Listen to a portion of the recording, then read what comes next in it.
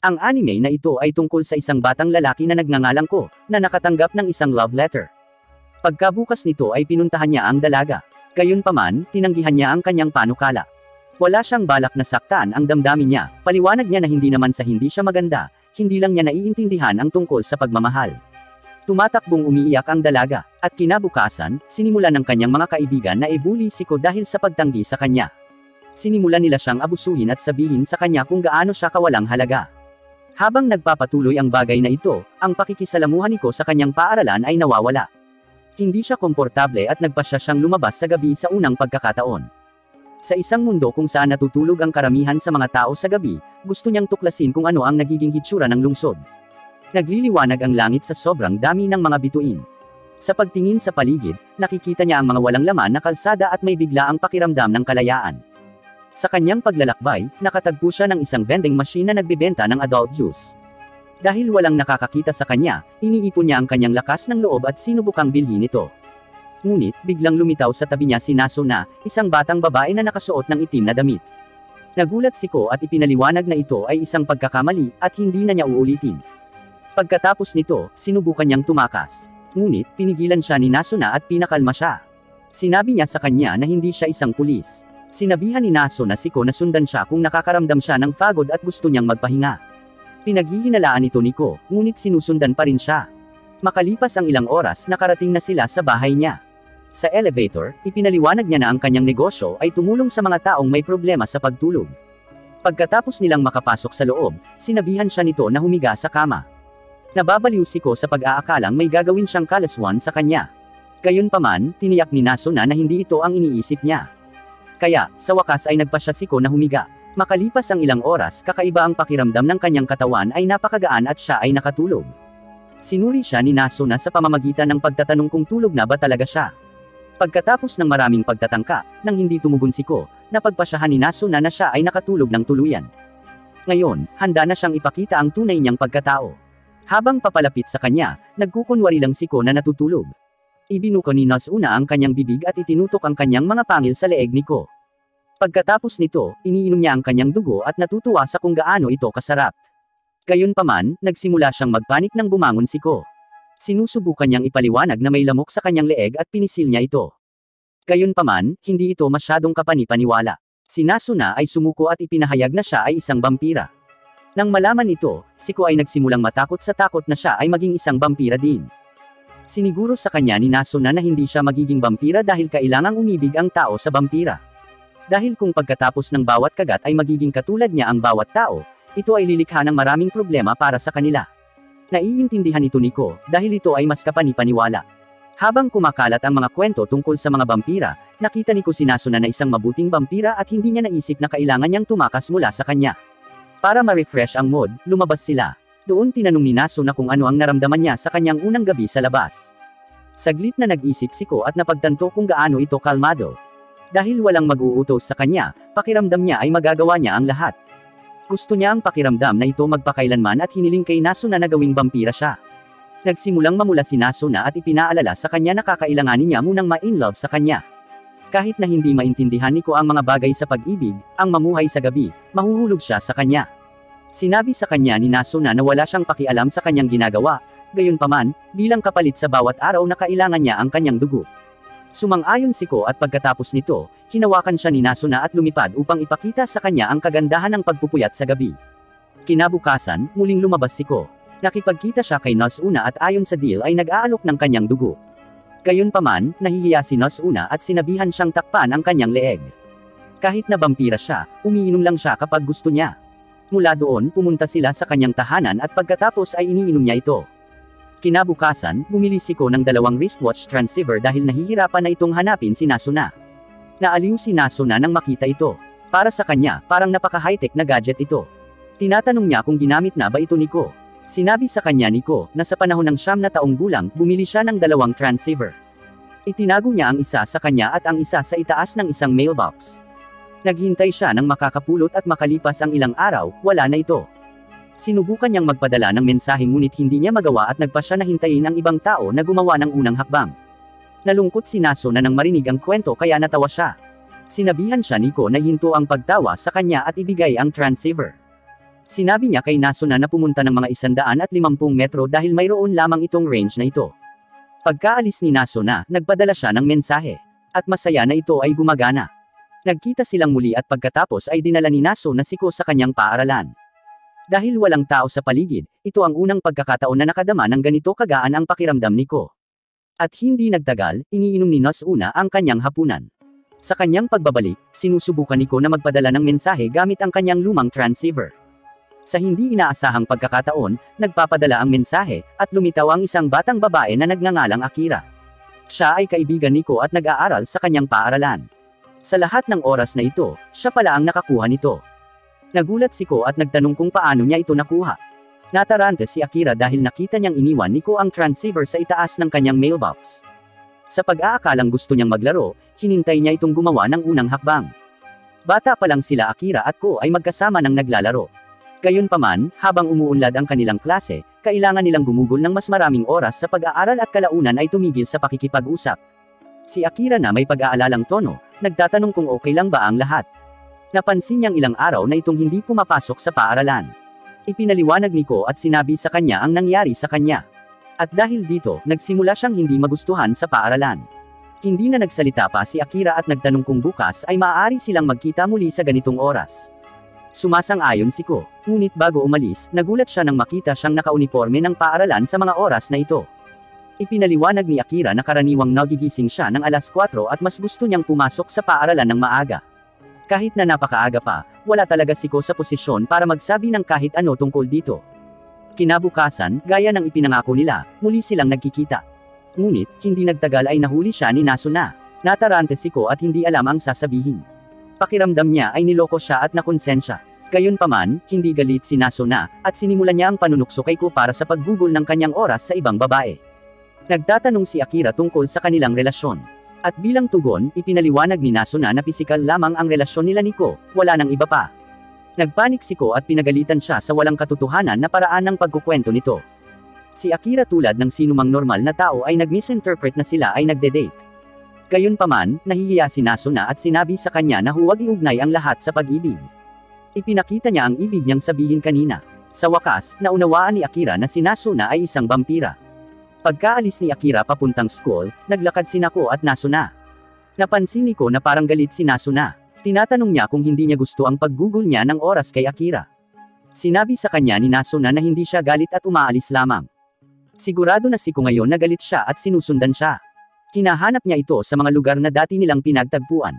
Gayunpaman, hindi niya ito mahanap. Habang umaakyat si Ko sa hagdan ay nahulog siya at nasaktan ang sarili. Papasikat na ang araw at sa huling pagkakataon, muli siyang nagpadala ng mensahe. Sa kabutihang palad, sa pagkakataong ito ay naipadala ang mensahe. Habang sinusundo si Nasuna, humingi ng paumanhin si Ko sa palihim na pakikipagkita sa isang kaibigan at ipinaliwanag niya na gusto talaga niyang makabawi. Biglang lumitaw si Nasuna at tiniyak sa kanya na hindi siya galit na medyo naiirita. Natatakot siya na dahil kay Akira, titigil na si Ko sa pagpapalipas ng oras sa gabi at babalik sa kanyang paaralan. Sa wakas ay naunawaan na ni Ko ang sitwasyon at tiniyak sa kanya na wala siyang planong bumalik. Napansin ni Nasuna ang dugo sa lobby ni Ko at tinanong niya ito. Sinabi ni Ko na nahulog siya at nasaktan.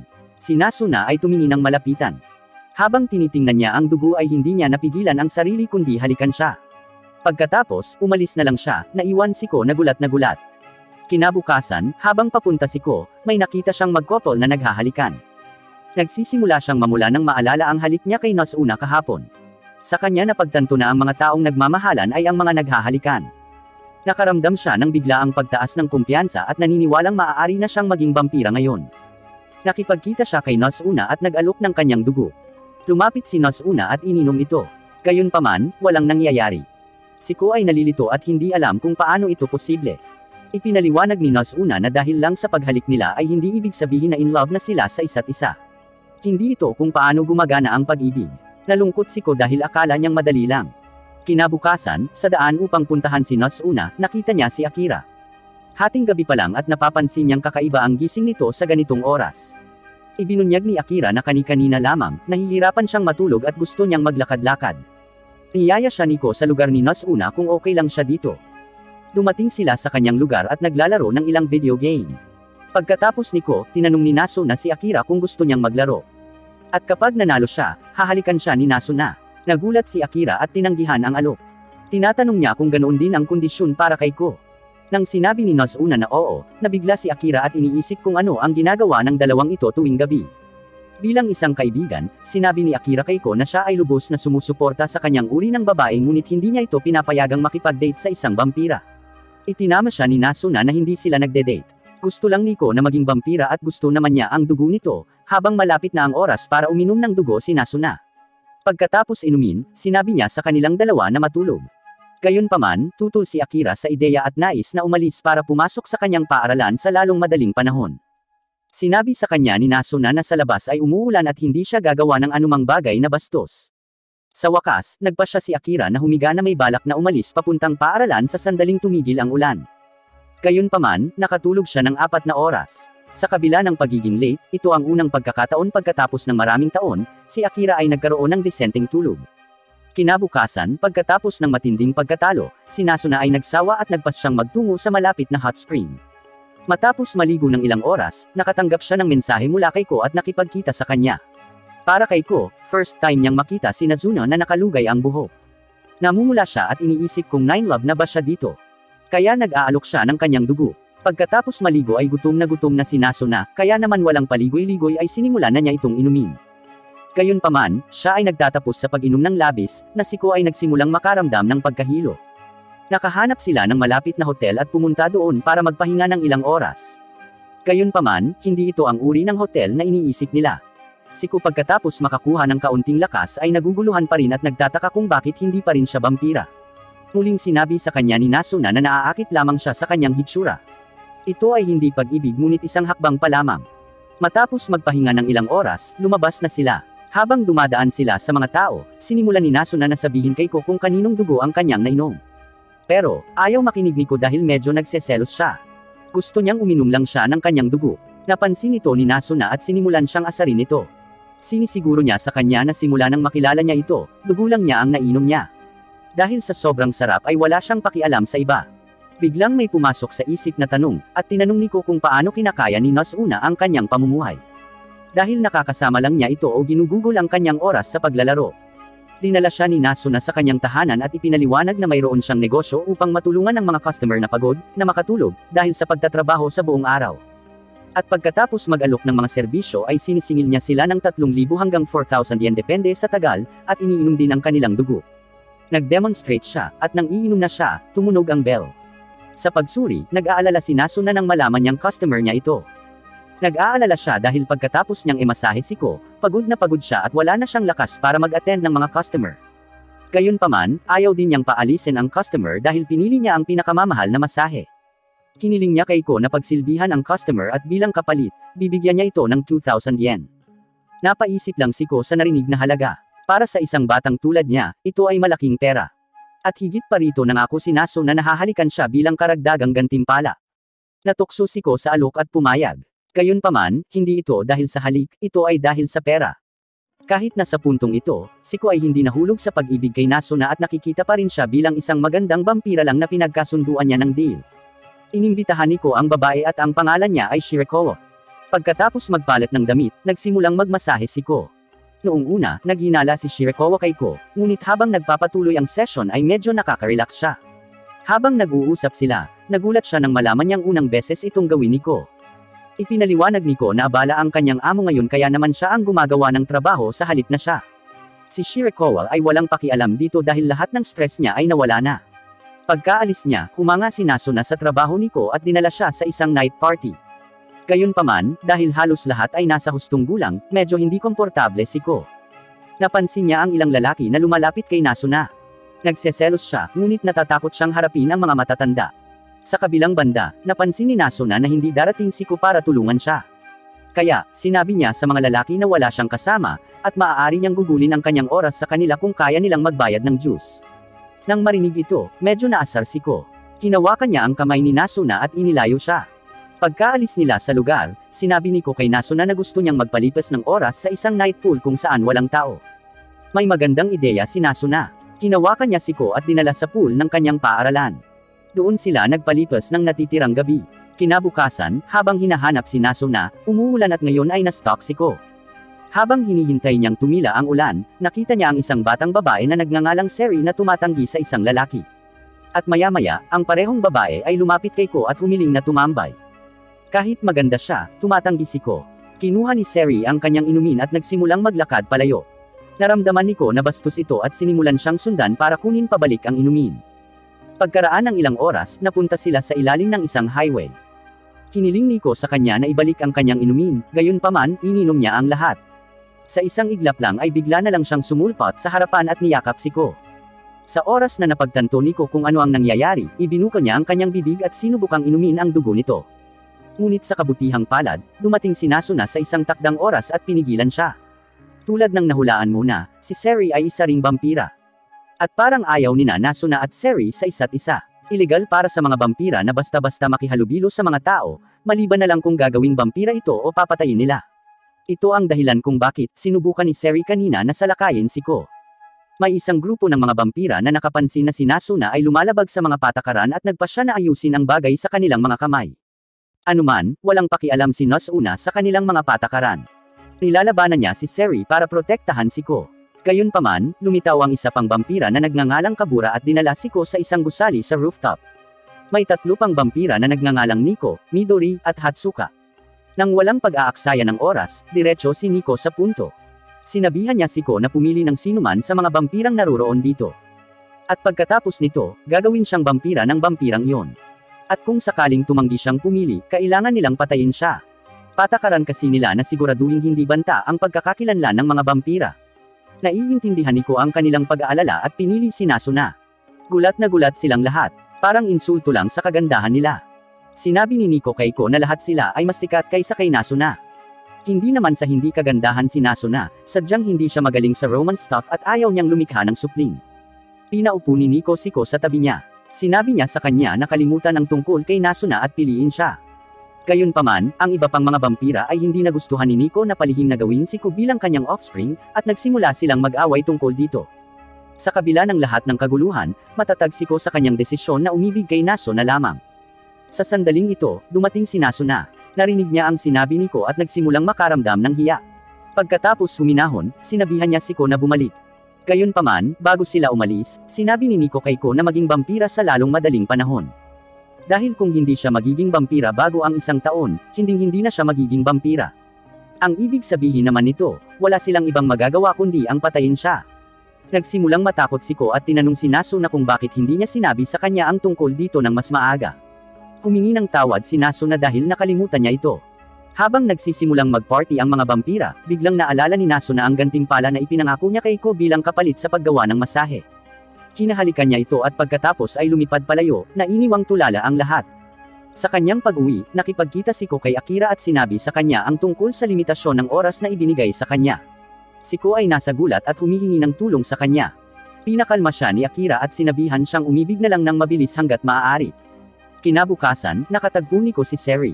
Nagsisimula siyang maalala ang nangyari kanina at natakot. Habang sinusubukan niyang tumakas, hinawakan siya ni Seri at sinabihan siyang huminahon. Sinisiguro niya sa kanya, na hindi katulad kanina ay wala na siyang pakialam sa pagpatay sa kanya. Nag-aalala siya sa sitwasyon nila ni Nasuna at iyon ang dahilan kung bakit gusto siyang tulungan. Sa kanyang mga dekada ng karanasan, binibigyan niya si Ko ng ilang mga tip.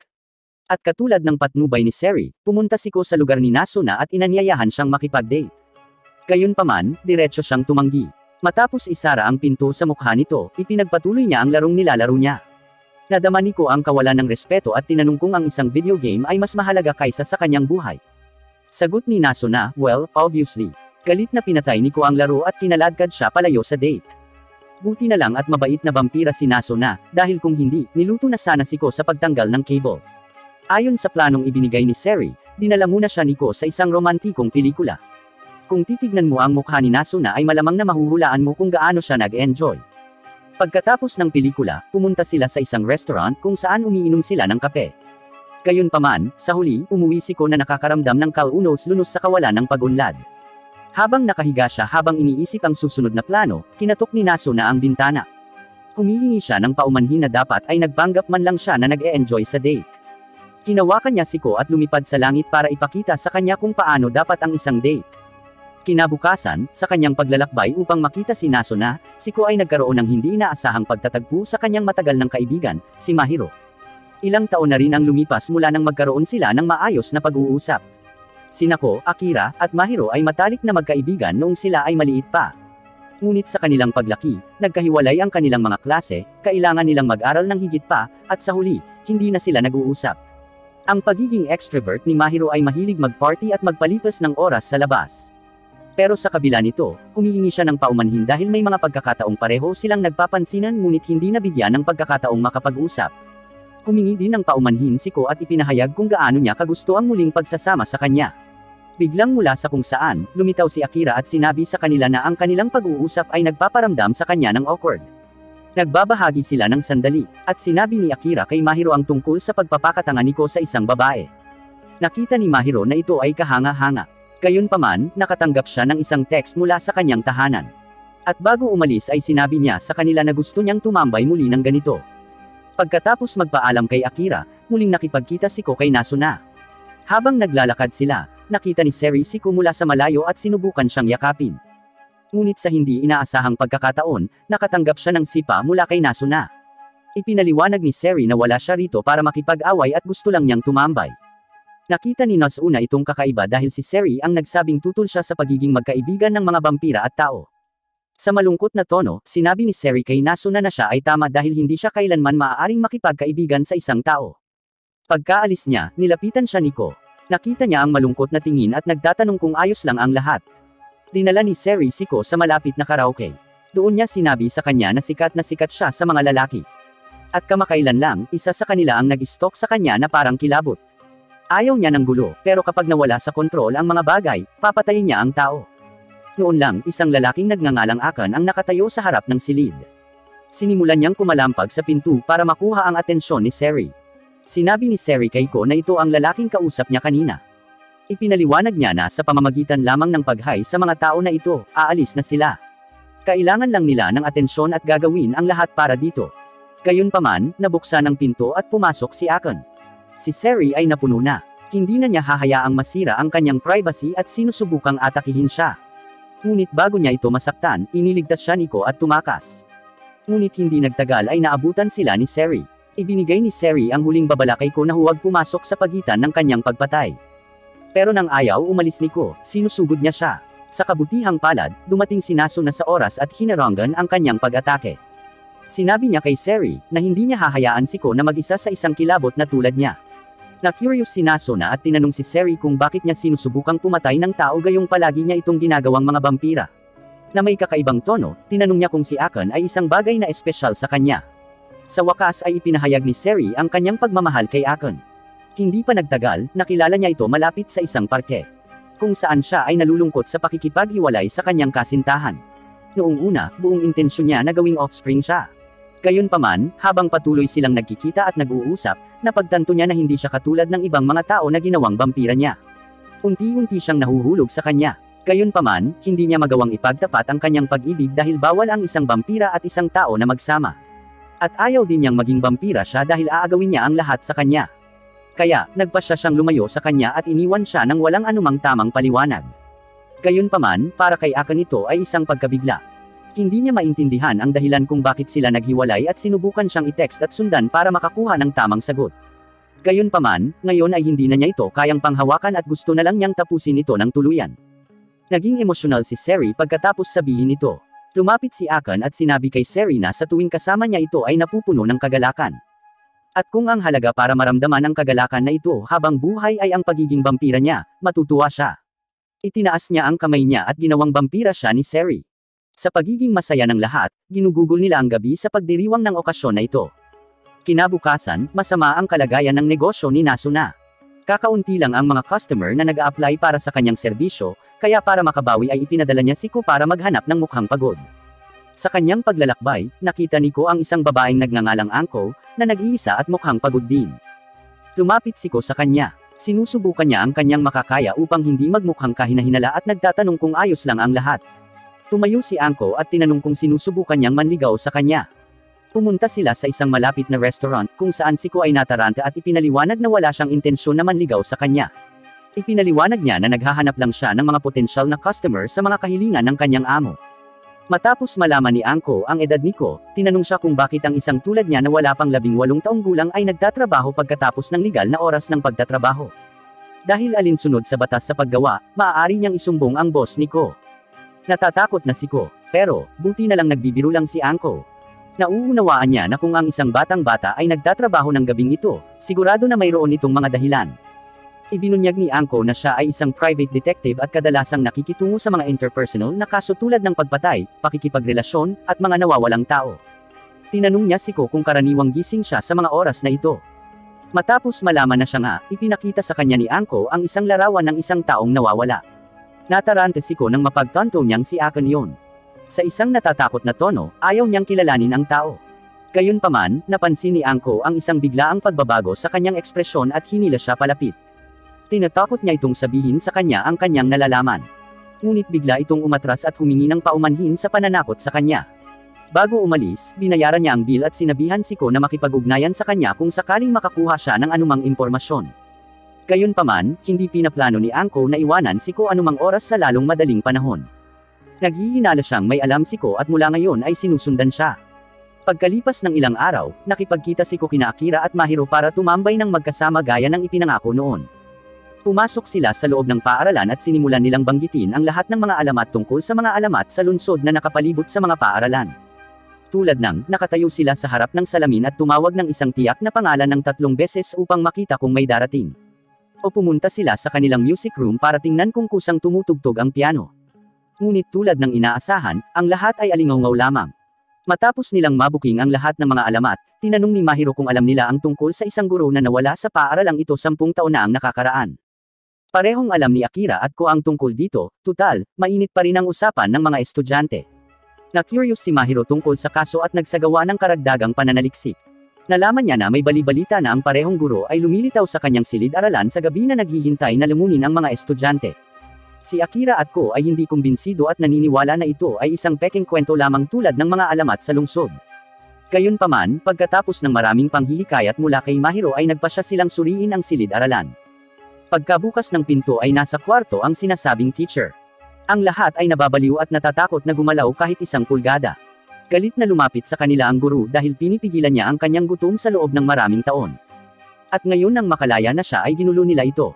Sa pagkakita ng isang babae, hindi na niya napigilan, at sa kanyang nakakabaliw na bilis ay nahawakan si Akira. Sinubukan ni Mahiro na palayain siya at sinabihan si Ko na tumulong.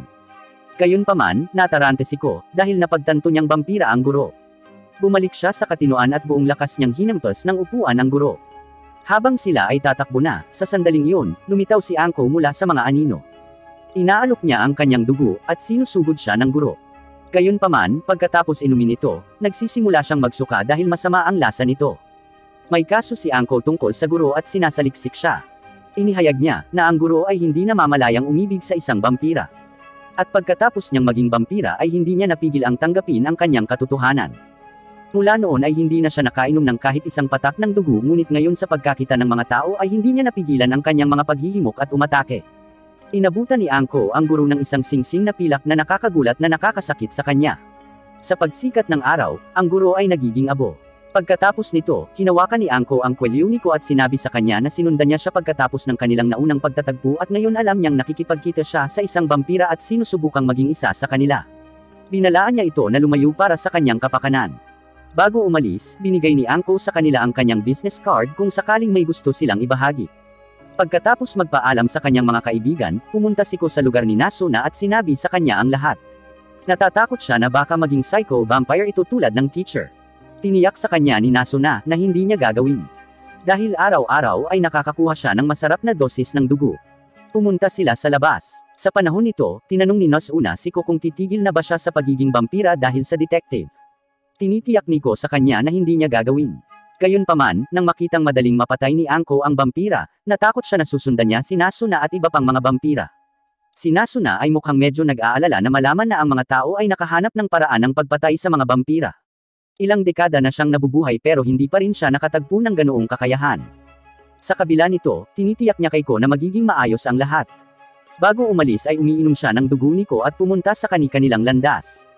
Sa kanyang daan, nilapitan ni Mahiro si Ko. Pagkatapos makipag-usap kay Anko, sinabihan niya si Ko na huwag maging vampira. Ayaw niyang makitang nagiging halimaw ang kaibigan tulad ng nakita nila kanina. Pinayuhan siya ni Mahiro na maglaan ng oras at gawin ang desisyon. Kinabukasan, bago umalis para makipagkita kay Nasuna, si Ko ay nasa bahay na nag-iisip kung dapat ba siyang huminto o hindi. Pumasok si Nasuna sa kwarto. First time niyang makapasok sa kwarto ng isang lalaki at natuwa siya. Sinabi sa kanya ni Ko ang tungkol sa pakikipag-ugnayan niya kay Mahiro. Tinanong ni Naso na kung sinusubukan niyang umalis. Inihayag ni Ko na mula nang makita ang detective at Mahiro ay nalilito na siya. Gusto niyang tamasahin ang kalayaan ng gabi, gayunpaman, natatakot din siya kung ano ang maaaring gawin ng detective sa kanya at sa iba pang mga vampira.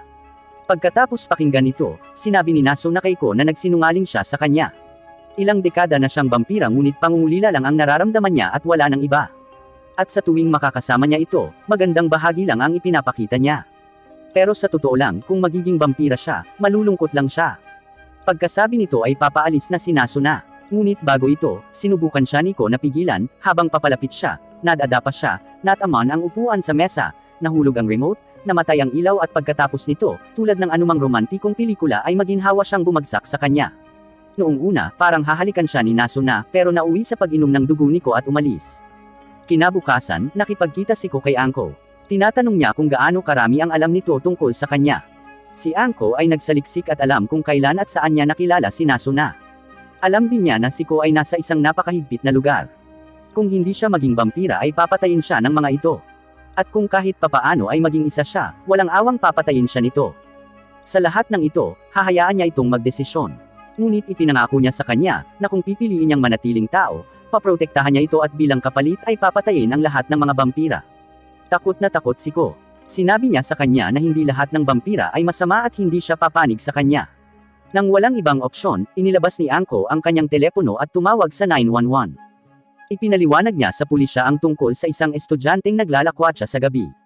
At natatakot siya na baka gumawa siya ng isang bagay na makakapinsala sa kanyang sarili, kaya kailangan nilang dumating ng mabilis hanggat maaari. Tumakas si Ko, natatakot siya dahil kapag nahuli siya ng mga pulis, hindi na siya muling makakalusot sa gabi. Nakarating siya sa isang park at nagtago. Doon, biglang sumulpot si Hatsuka. Mula doon, pumunta sila sa kanyang tahanan. Kahit na mukhang babae si Hatsuka, sa totoo lang, lalaki si Hatsuka. At tulad ng marami sa inyo, ito ay dumating bilang isang nakagugulat na sorpresa din kay Ko. Sinabi ni Hatsuka kay Ko ang tungkol sa isang away na nagaganap sa pagitan ni Nico at Nasuna. Dahil sinubukan ni Nasuna na kumbonsihin ang mga vampira na huwag patayin si Ko kahit hindi siya maging vampira. Galit na galit si Nico dahil kabaligtaran ito ng deal nila kanina. Iminungkahi ni Hatsuka na kung gugustuhin ni Ko, maaari siyang ma-inlove sa kanya at madaling maging vampira. Kahit alam ni Ko na hindi siya mai-inlove sa isang lalaki, pero out of curiosity pa rin nagtatanong kung paano ito posible. Ipinaliwanag ni Hatsuka na kaya niyang i-brainwash ang utak ng mga tao at ipaisip sa kanila na umibig sila sa kanya. At kagaya nila, magagawa rin niya kay Ko. Tumanggi si Ko dahil desidido siyang umibig kay Nasuna. Bago umalis si Ko, pinaalalahanan siya ni Hatsuka na umibig ng mabilis kung hindi ay hindi niya alam kung ano ang gagawin ni Nico sa galit. Pumayag si Ko at hinanap si Nasuna. Sa kabilang banda, natatakot si Nasuna na baka magalit si Ko matapos itong magsinungaling sa kanya na marunong itong magsaya sa gabi. Sa wakas nahanap na siya ni Ko. Sinasabi niya kung gaano niya kagustong mahulog sa kanya at kung gaano niya kamahal ang oras na ginugol niya sa kanya. Nang marinig ang lahat ng ito, hinawakan at hinalikan lang siya ni Nasuna. At nangako na simula ngayon ay mapapafall na rin siya sa kanya.